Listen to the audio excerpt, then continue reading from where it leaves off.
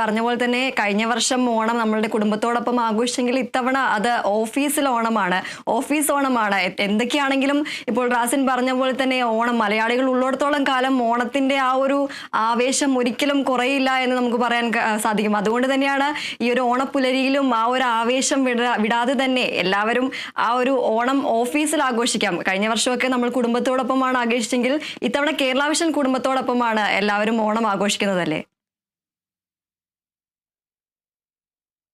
അതെ, തീർച്ചയായും ദീപ്തി. എന്തായാലും നമുക്കിപ്പോ തിരുവനന്തപുരത്തെ ദൃശ്യങ്ങളിലേക്കൊക്കെ നമ്മൾ ഇവിടെ നിന്ന് നമ്മുടെ ഡെസ്കിൽ നിന്ന് നമ്മൾ നേരെ എഡിറ്റിലേക്ക് വരുമ്പം നമ്മുടെ രാവിലെ ഉള്ളത് 2 എഡിറ്റർമാരാണ്. ആദ്യം അതിൽ നമ്മുടെ സീനിയർ എഡിറ്ററെ കാണാം. അല്ലേട്ടാ, എന്തൊക്കെയാണ് ഓണാശംസകൾ?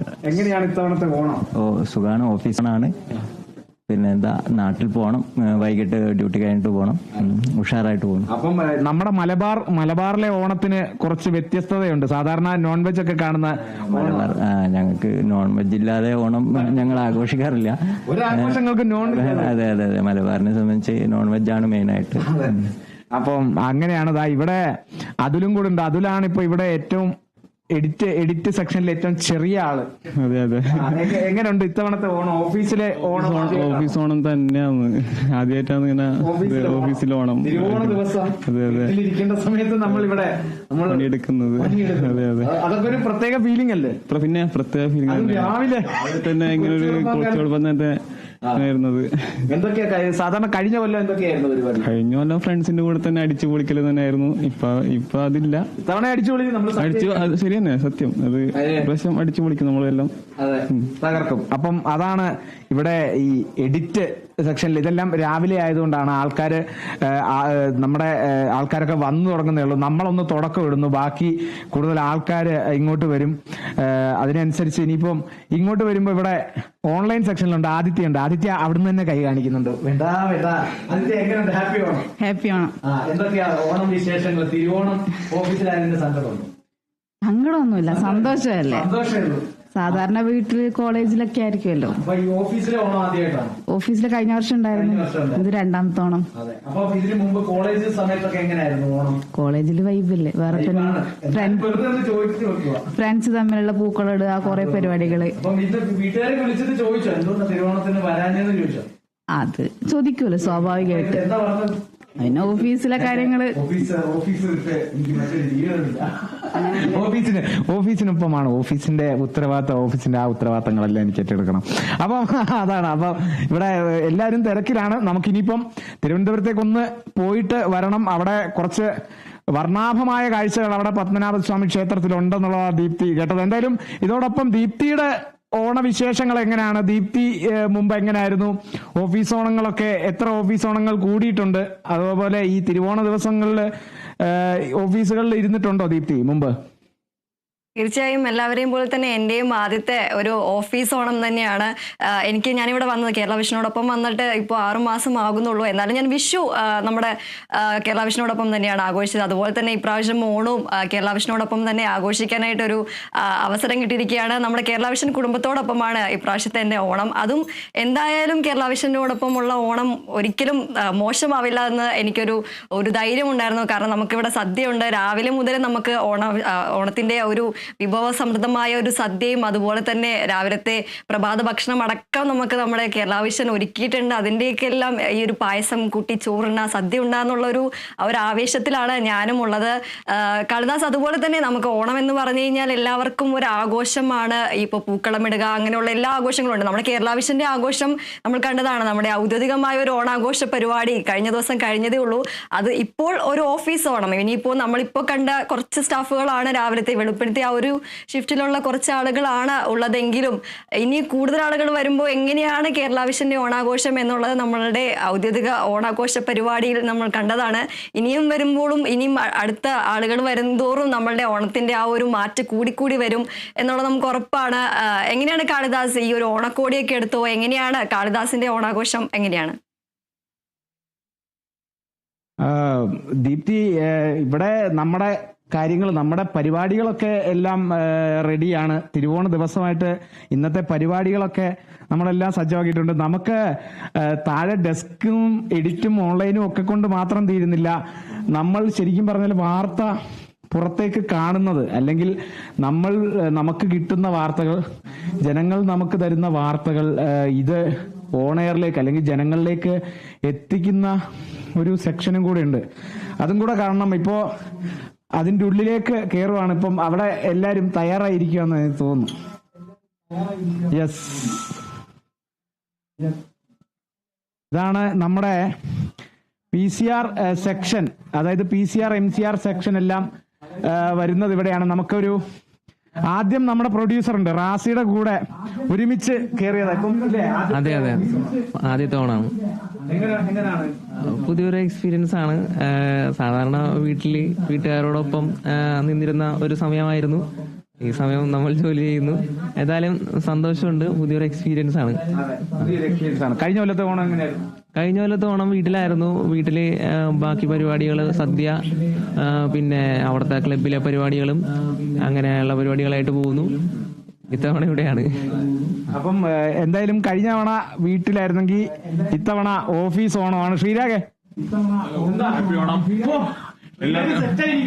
ഹാപ്പി ഓണം.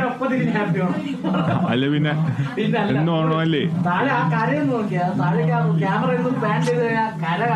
മുണ്ട കൊടുത്ത് രാവിലെ സെറ്റ് ചെയ്യുന്ന എല്ലാരും മുണ്ട് വൈബാ. ഇവിടെ പുറകില് നമ്മുടെ സൗണ്ട് ജൈവിനും മുണ്ടെടുത്ത് രാവിലെ വന്നിട്ടുണ്ട്. ഇന്നലെ ജൈവിൻ ഇന്നലെ പറഞ്ഞിട്ടുണ്ടായിരുന്നു ഏതൊക്കെ പാട്ട്, ഏത് പാട്ട് വേണം, ഞാൻ ഒന്ന് റെഡി ആയിരിക്കണം ചേട്ടാ.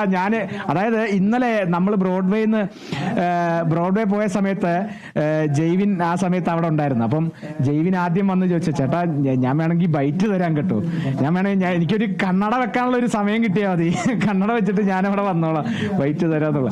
അപ്പം അങ്ങനെ എന്തായാലും. പക്ഷെ നമ്മള് ശ്രീരാഗിന്റെ കൂടുതൽ എടുത്തില്ല. ശ്രീരാഗ് ഒന്നും കൂടെ എങ്ങനെ ഓണാഘോഷം? കേരള വിഷന്റെ ഭാഗമായിരുന്നു കുറെ കാലമായിട്ട്, 2.5 വർഷമായി കേരള വിഷന്റെ ഭാഗമാണ്. അപ്പം ഈ കേരള വിഷനിൽ വന്നു പോയിട്ടുള്ള എല്ലാ തരം ഓണാഘോഷങ്ങളൊക്കെ കണ്ടതാണ്. ഇത്തവണത്തെ ഓണാഘോഷം എങ്ങനെയാ? കഴിഞ്ഞ വർഷം ഓണാഘോഷം വീട്ടിൽ പോകാൻ പറ്റിയില്ല. ഇപ്രാവശ്യം ഇന്ന് വീട്ടിൽ പോകുന്നുണ്ട് രാത്രി. തിരുവോണത്തിന് ഇവിടെയാണ്. കഴിഞ്ഞ വർഷം ഇവിടെ തന്നെയായിരുന്നു. 2 വർഷം ഇവിടെ തന്നെയാണ് ആഘോഷം. കഴിഞ്ഞ വർഷം ഗംഭീരായിരുന്നു. ഞാനൊക്കെ പ്രൊഡക്ഷനിലുണ്ടായിരുന്നു. നമ്മളെല്ലാം ഒരുമിച്ചായിരുന്നു പ്രൊഡക്ഷനിൽ ഇരുന്നത്. രാവിലെ അമ്പലത്തിൽ കണ്ട് നമ്മൾ അങ്ങനെ ലൈവ് കൊടുത്തായിരുന്നു നേരം വെളുപ്പിച്ചത്. വിഷുവിന് നമ്മൾ രാവിലെ ആയിരുന്നു, നമ്മൾ ഒരുമിച്ചായിരുന്നു ഇവിടെ പ്രൊഡക്ഷനിലുണ്ടായിരുന്നത്. ഇത്തവണ അപ്പം തിരുവോണത്തിന് നമ്മളിവിടെ അതിനുശേഷം ആഘോഷം തലസ്ഥാനത്തേക്ക് പോകുന്നുണ്ട്. ഇനി അവിടെ ബാക്കി ഓണാഘോഷം വീട്ടില്.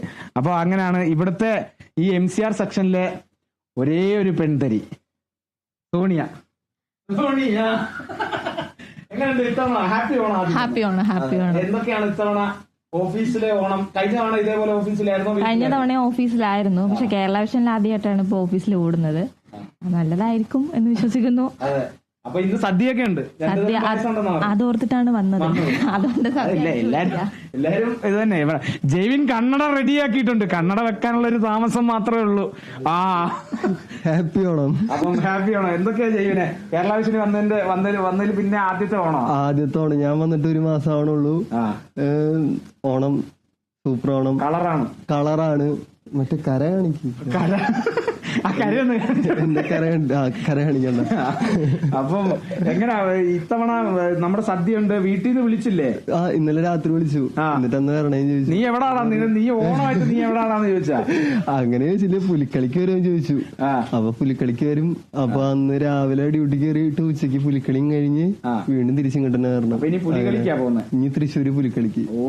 തൃശ്ശൂർക്കാരനാണ്. ഇവിടെ തൃശ്ശൂർക്കാര് കുറച്ച് അധികമുണ്ട്. കാരണം ഈ ഉത്സവ വൈബൊക്കെ ഒന്ന് കളറാക്കണമെങ്കിൽ തൃശ്ശൂർക്കാർ വേണമെന്നാ പറയുന്നത്. അങ്ങനെ അതൊക്കെ അത്രയ്ക്കേ ഉള്ളൂ. ഞങ്ങൾ തൃശ്ശൂർക്കാരുണ്ടെങ്കിലും ഇപ്പൊ നമ്മുടെ ക്യാമറമാൻ അവിടെ പക്ഷെ വിഷയം മാറും കേട്ടോ. ഇവിടെ തിരുവനന്തപുരംകാരുണ്ട്, ആലപ്പുഴക്കാരുണ്ട്. ഇത് പറയുന്നവൻ കോഴിക്കോടുകാരനുമാ. അപ്പൊ പറയുമ്പോ അത് ഓർത്തിട്ട് പറയണം.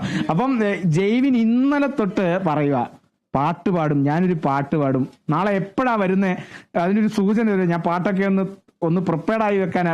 ജൈവിനെ ഏത് പാടുന്നു? ഞാൻ പാടാം, പേരിക്കറിയില്ല. പാടി കഴിഞ്ഞിട്ട് നമുക്ക് അതാണ്.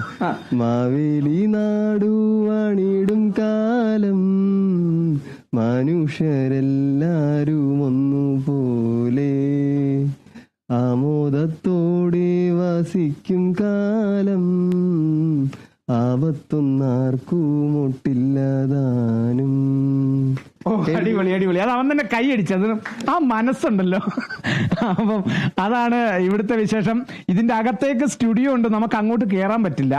അവിടെയാണ് ഇപ്പോ ദീപ്തി ഇരിക്കുന്നത്. അപ്പം നമുക്ക് പ്രേക്ഷകരിലേക്ക് നമുക്ക് സ്റ്റുഡിയോ വഴി ദീപ്തിയെ കാണിക്കാൻ പറ്റില്ല.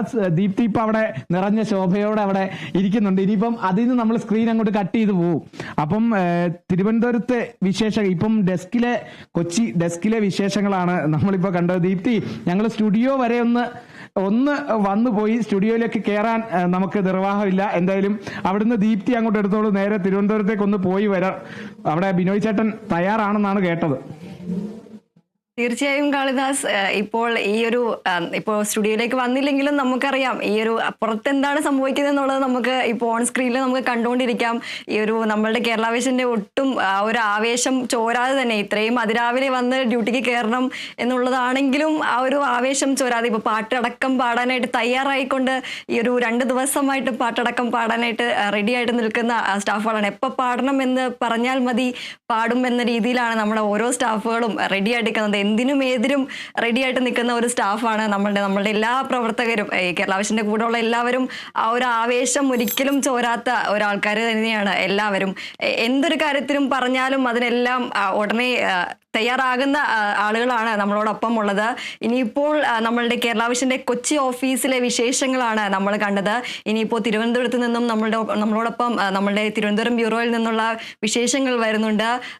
എങ്ങനെയാണ് നമ്മളുടെ തിരുവനന്തപുരത്തെ ഓണാഘോഷം എങ്ങനെയാണെന്ന് നമുക്ക് അറിയാൻ സാധിക്കണം. ഇപ്പോൾ നമ്മളോടൊപ്പം തിരുവനന്തപുരത്ത് നിന്നും നമ്മളുടെ പ്രതിനിധി ചേരുന്നുണ്ട്.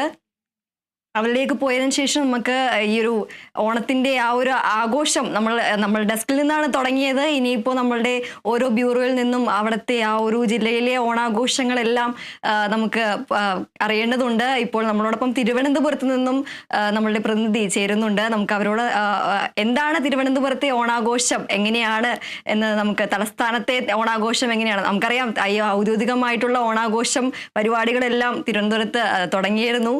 മുഖ്യമന്ത്രി അടക്കം വന്നുകൊണ്ടാണ് ഈ ഔദ്യോഗിക ഓണാഘോഷ പരിപാടികൾക്ക് തുടക്കം